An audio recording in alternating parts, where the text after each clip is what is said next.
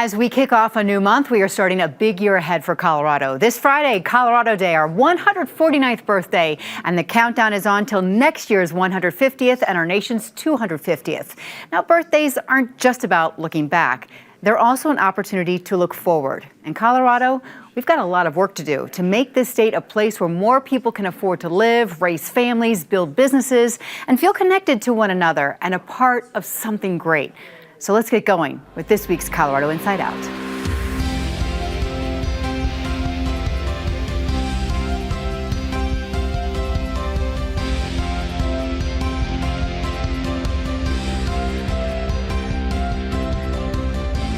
Hi, everyone. I'm Kyle Dyer. Let me get right to introducing you to this week's Insider Panel. We start with Patty Calhoun, founder and editor of Westword. Alton Dillard, principal consultant at the Dillard Group, senior advisor at Rockford Gray, and newly appointed political analyst at Denver 7. Adam Berg, senior policy advisor at Foster Graham Law Firm, and Christy Burton Brown, executive vice president at Advance Colorado and former chair of the Colorado Republican Party. As we start August, before we know it, it is going to be Monday, August the 18th, and that will be the day or sometime that week when the special legislative session is expected to begin. And the 18th is also expected to be the day that City of Denver employees will find out if they have jobs or not.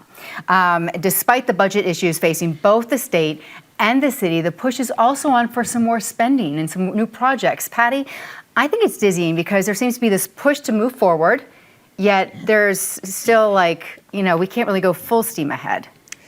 $1 million here, $1 million there. Soon you're talking about $1 billion shortfall in Colorado, which the legislature is going to have to deal with. So, of course, we're going to have a special session. And if they can do it on the 18th and get it done, good luck to them. But as everyone says, they had to cut $1 billion last year. So now looking at another $1 billion, $1.2 billion is what they're not expecting to get because of the big, beautiful bill. That's going to be so hard. Then you look at Denver, which is also going through maybe a quarter of $1 billion in cuts that are leading to layoffs. We're not going to know which those are for several more weeks. But on Wednesday, I went to the announcement about the Downtown Denver Authority spending spree. It's great because that's not coming out of the coffers that's paying for salaries, but it's a big disconnect when you think we can pay for these projects, but we can't pay for our employees. What you have to hope is some of those projects, and several of them are very good, will bring in more tax revenues so Denver will do better. But it's still going to take a long time till we see those coffers fill up again. Mm-hmm. Alton. And between especially the state budgetary issues are a reminder to me of why I'm unaffiliated. You've got the Democrats blaming congressional Republicans for getting the big, beautiful bill through, and then you've got the other folks saying, well, if Coloradans were better fiscal stewards, if the Democrats in the legislature were better fiscal stewards, we wouldn't be in this situation. And, like Senator Mobley said the other day, there's going to be, it's going to be pain. You're talking, as Patty mentioned, already that $1 billion shortfall and having to find another $1 billion. But I really would like to hear people, especially during this special session, think more in terms of solutions instead of all the finger pointing. And then on the city side, as a former city employee, I'd been through a couple of, furloughs and things like that, but never a situation where you get to sit around and if you get the email, you were out that day. And I just want to send out, thoughts to all city employees who are having to go through that. It seems like a rough way to find out you're no longer needed. Right. It would seem like there'd be a little runway in there, but that literally, from all accounts that I've seen, is you find out the day and then you're... Yeah. Adam? It does feel like budget woes all around. I mean, you look at the city, we're talking about potentially hundreds of positions being hit by these layoffs. We know the city already did about 9,000 employees with mandatory furloughs, saved them about $10 million, but we're talking about a $250 million budget hole. And I cannot imagine a world where they make that up simply through layoffs. So it means there's going to have to be other constraints or factors at play. And then we also have a $1 billion bond potentially coming to the city, which some argue when you're in a fiscal crisis, a bond is the way to actually generate revenue and complete projects. Others would say probably not a good time to go out and seek a bond For the state financial situation, I think the larger question is, what are they going to do? They can reduce reserves. They talked about 15% to 9%. They can simply just do straight cuts and pass a lot of responsibility to local governments who will have a hard time making up shortfalls. They can look at ballot measures to raise revenue locally. But again, the complicated thing is when we're looking at tax code, which is largely statutory, the state does have some ability to make change. But we also have Tabor, which means they can only do so much and are confined by the rules at play. So it's going to be, as Alton said, a very painful special session. Right. And they have to meet for 3 days? Is that right? A minimum of 3 days to pass a bill. That seems like a lot to do in 3 days. Okay, Christy. So I think what's interesting is the complaints you hear from legislators, specifically the liberals in charge of the legislature, often don't match what you hear from the people.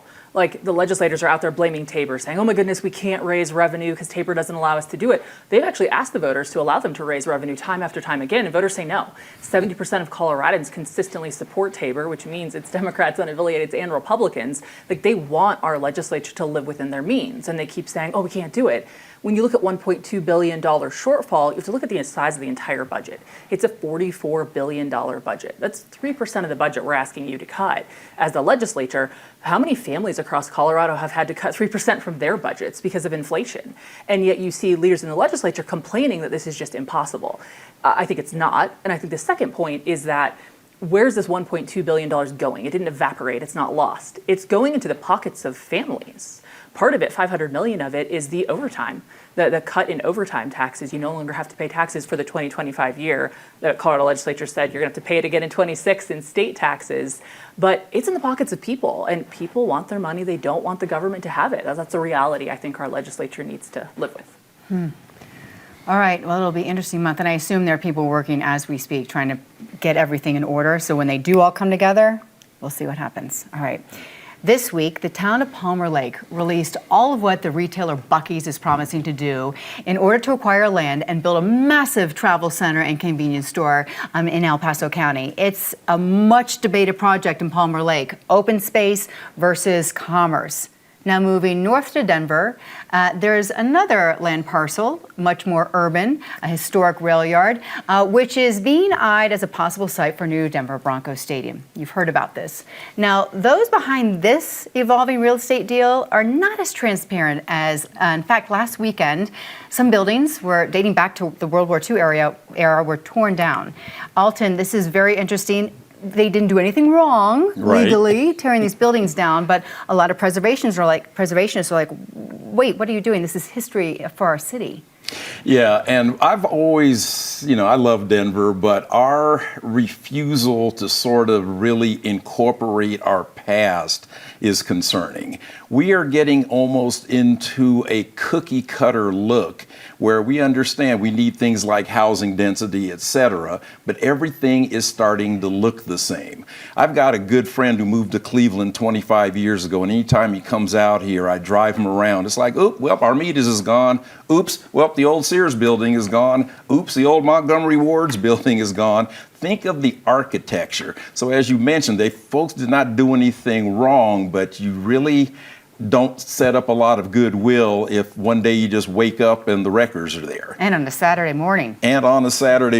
And so, I like some of the work that I've seen in places like Kansas City when they redid their Union Station. They modernized it a little bit, but they also kept the things that gave it the charm, the exposed brick, the high ceilings, things like that. And I just think in order to keep Denver being sort of the queen city of the plains that it is, that we need to do a better job of incorporating both the modern and the historic. Mm-hmm. Adam. I agree. I think, as was noted, these buildings were not designated on the state's historic register. So hypothetically, as the purchaser of this property, they had every right to tear them down. But the things we're talking about are the women's locker room. It was built during World War II for women entering industrial work. Roundhouse foreman's office, which was historically used by black workers during segregation, a steel car shop, a coach shop, and a testing laboratory, which represent early 20th century rail infrastructure. And I think what is sad is exactly what Alton noted, which is to come to terms with our history and understand our history and reconcile our past. We need to have landmarks like this that we preserve, and they remind us of Denver's roots. They remind us of racial reckoning and gender reckoning. And it is sad to not see more of an engagement with the community around these properties and potentially a desire to integrate them into the future of that site. But again, we go back to, it is a privately bought property through CDOT, and it is their right to also develop the site as they see fit. Christy? Yeah, and I think that's right. It is really a question of how it should be done, not a question of how you have to do it. Legally, they're within their rights. But I think all people want to live in a community. And that's whether you're from an inner city like Denver or whether you're from a small rural community like I grew up in. People want to feel part of it. And so I think when you have big developers or big companies coming in and just wrecking everything and changing everything, there's a huge difference in whether or not you wrap the community into it and say, hey, these plans are going forward, whether you like it or not, we're going to walk you through it. And that is kind of what Buc-ee's is doing, I think, in Palmer Lake. I am partial to them. My son loves their pulled pork barbecue sandwiches. He thinks it's the best food on earth. But I just think they are walking the community through it. And so it's something people in Palmer Lake will probably learn to accept. They'll probably learn to appreciate it. But I think the hesitancy of a community should be valued, actually, by developers when they come in. And you should say, hey, we actually want people to like what we're doing, not make them feel like they're forced to accept it. And so it's just a better way of dealing with people. And then I think, of course, in a place like Denver, sometimes the government's blamed for it. And so then you just widen the disconnect between people and the government, and that's really never helpful in today's society. Patty? Well, the Buc-ee's situation is hardly a peaceful walk in the park. No. That beaver has gone rabid. And we've already lost the mayor, who wound up calling opponents of the project terrorist. And there's a good backstory in that I want to ask you about, Christy. But Buc-ee's is peaceful compared to what we're going to see, I think, over at the Burnham Yard, because we have to remember who's looking at it. It's not a big beaver. It is the Denver Broncos, is what we're seeing might be going there. You can see many ways a stadium could have been built, a stadium and the bars and the other things they want to have around it. It could have been built incorporating these buildings. I don't know if anyone's ever been down there, but I have. Fascinating area, plenty of space to use those buildings, but now they can't because they're gone. And let's remember, this was not Buc-ee's that knocked down those buildings. It was Colorado Department of Transportation. That is a state agency. They didn't do anything illegal, but they were sneaky.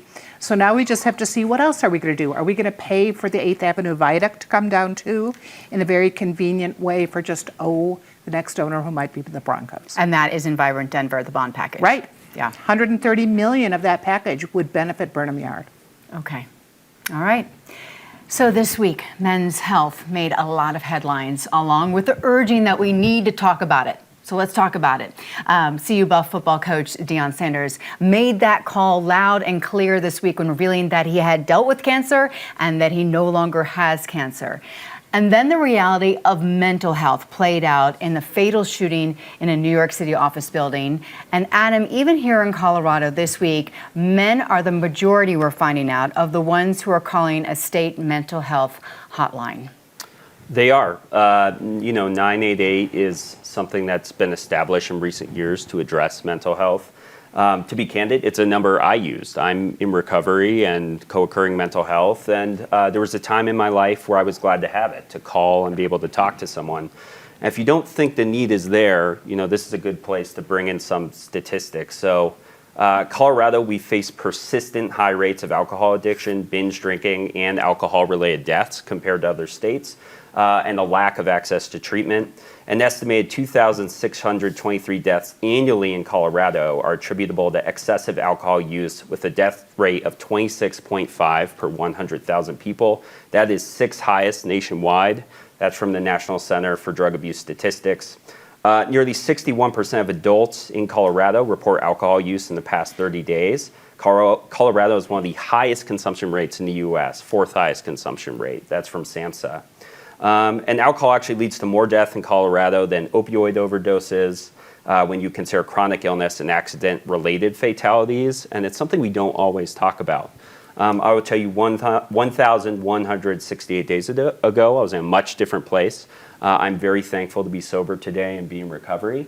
But I tell you, I run into people every single day who need a line like 988, and they need mental health access, and they frankly just need support. Chris, your thoughts on this? Well, I guess I'd say that I think as a woman, there's things we can do for the men in our lives to encourage them to use lines like 988 or go to a therapist or get counseling or find a good friend you can talk to. Because sometimes I think men, they do think they're the providers, they're the ones doing everything for their family. There's so much pressure on their shoulders at work, at home. And we often talk about, women carrying children. That our health is constantly talked about as it should be.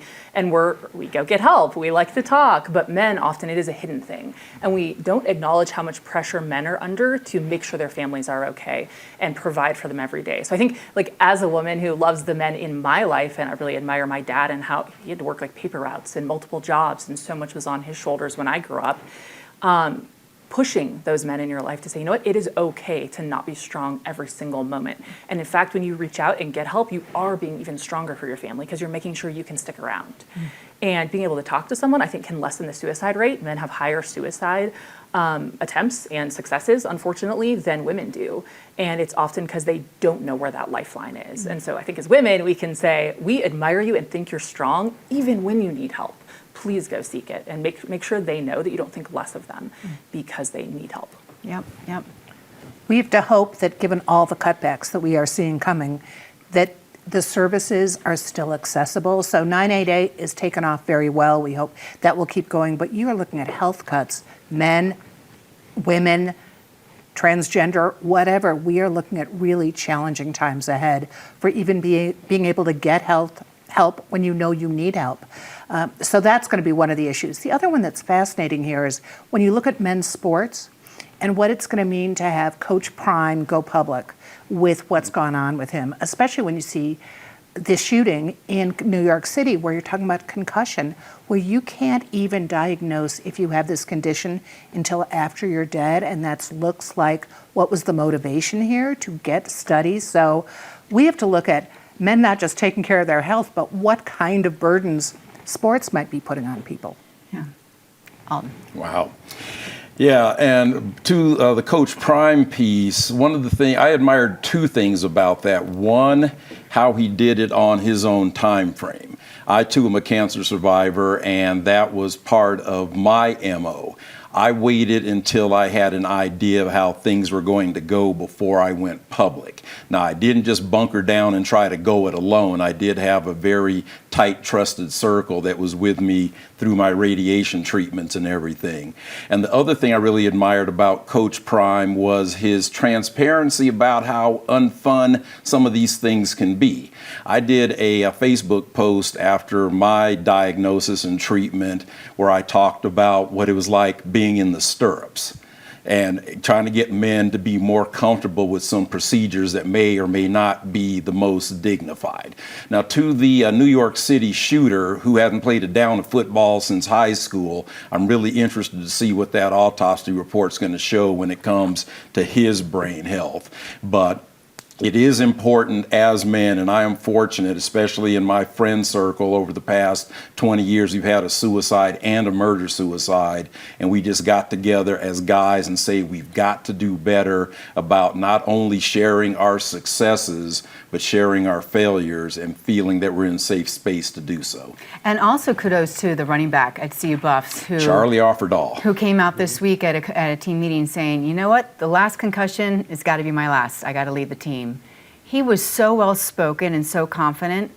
If you haven't seen that video, I encourage you guys to look at it. Yes, and also shout out to CU football for keeping him on scholarship and hoping to launch him into his dental school career. Yeah. Okay.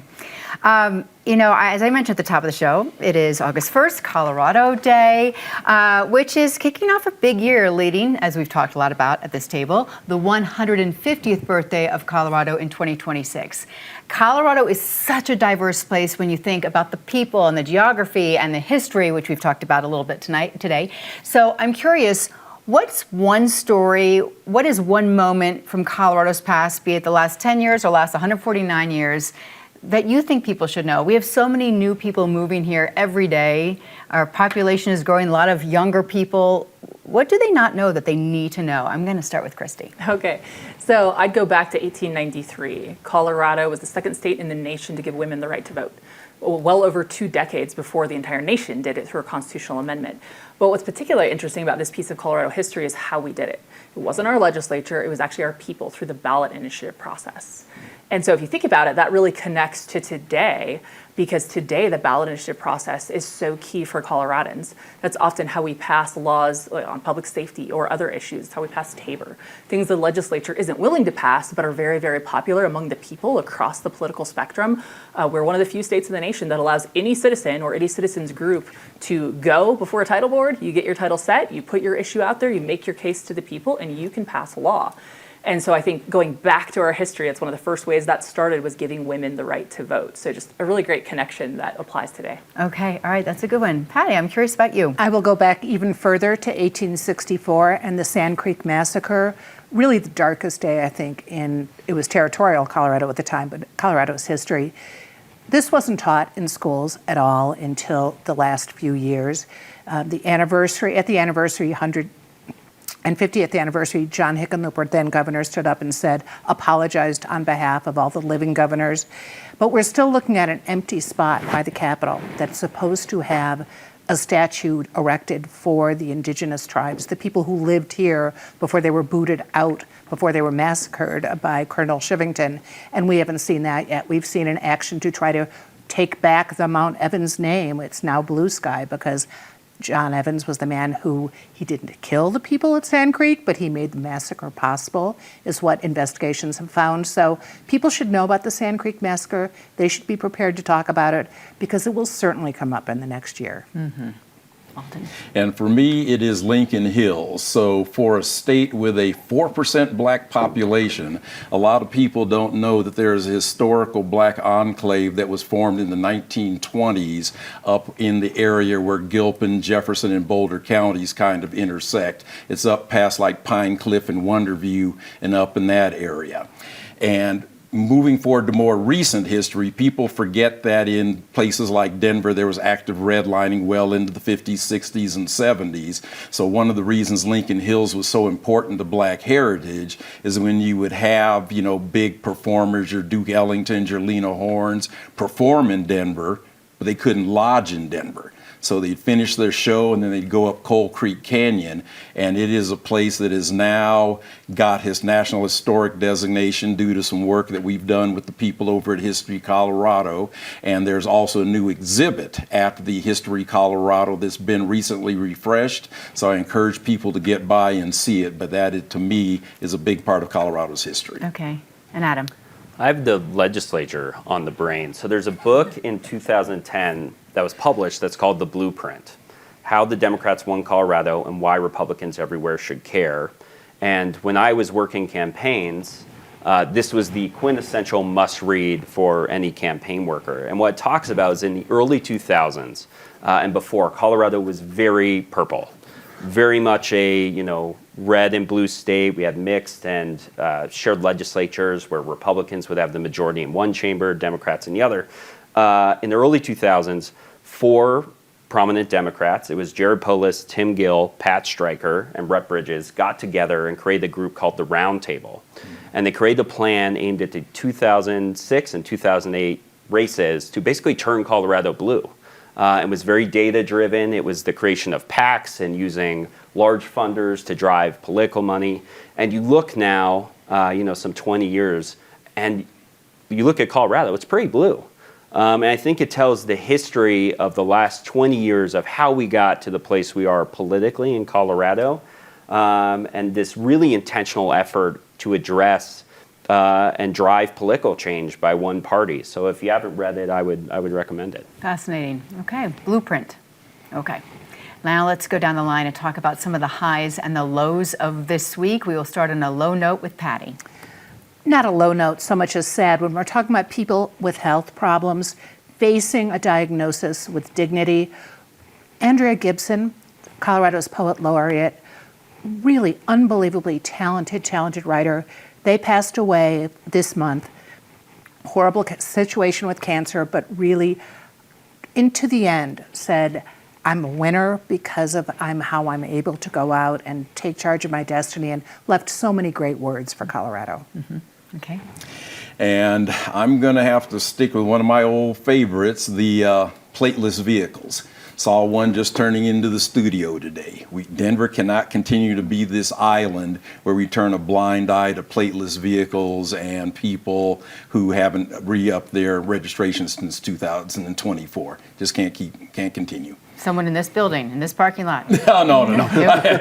Pass. I was turning you, not ratting out anyone here. Okay, gotcha. All right, Adam. Mine was easy. The state budget situation and the forecast we got this week. It's bad. It's not good. They're going to have to figure out a way to address it, and quickly. Yeah. I actually bring up wolves. There's a story out today saying that they're going to probably have to put down another wolf in the Coal Creek Pack because they continue to kill cows on ranches. And so I just think that entire situation has become a complete debacle. And in one particular county, over $500,000 has been spent paying back ranchers for their dead cattle, and it's cost taxpayers a total of already 3 times the amount they were promised. Yep. All right, something good, Patty. I just want to point out to Alton, mine expires on August 1st, but that is today. It's Colorado Day. So You have a month. You have a month, but Right. let's not take advantage of that because Alton might spank you. But instead, go out on August 2nd when so many of the History Colorado exhibits and facilities around the state are open, and go out and think about what the state is like. Yeah. Thank you all for sharing. Those were great, by the way. Alton. My high is human nature. It was about this temperature in one of my recent exercise classes at Cook Park Recreation Center, and a woman took ill, and the way the staff responded, the way the fellow classmates responded to make sure she was okay, the first responders, and it just really gave you some hope about humanity. That's great. Oh, that's good to hear. Not My- that she got hurt, but that she got help. Yes. Mine is actually the rollout of the DDA funding. It feels, whether some of these projects are good or bad, man, downtown needs some reinvestment badly when we look at vacancy rates and other issues. So I'm glad to see that they're finally starting to actually move some of these funds into the community. Okay. And Christy. We've talked about Coach Prime throughout the show, but just the fact that he really did beat cancer. My husband's also a cancer survivor, and the type of cancer he had killed his grandfather. But because of medical advances, instead of 5% of men living from this kind of cancer, now 98% live, and my husband's one of them. So anytime I see someone survive cancer, it is absolutely a moment to celebrate. Oh, that is wonderful. I'm glad to hear that with your husband, that he's doing good. My high is Durango's Quinn Simmons, who just finished the Tour de France. He may not have finished a stage win, but he had grit and personality. The 24-year-old Coloradan got the nickname Captain America during the race for his stars and stripes on his jersey. But his big win came on Monday. At the end of the race on the Champs-Élysées, he proposed to his girlfriend, Sydney Berry, and she said yes. Because it was so distracting, he said the last mile was just a killer for him. And he says, I finished the tour in the best possible way. I don't think anything will ever top this. I would say so. I like to end it on love, right? Let's end the show on love. Thank you, lovely panel. I appreciate you, and congrats to the couple. Thanks for you all for watching. Happy Colorado Day. Hope you have a wonderful weekend. Don't forget, we've got our podcast that you can listen to when you're walking somewhere enjoying Colorado. I'm Kyle Dyer. I will see you next week here on PBS 12.